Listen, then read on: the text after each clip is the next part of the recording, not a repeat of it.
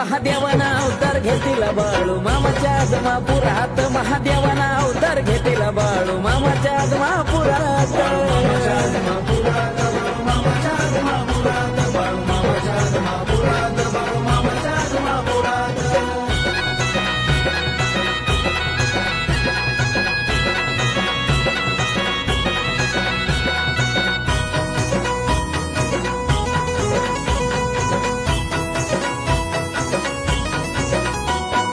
ज्योत भक्तीची मनात लावली वाट आदमापुराची मला घावली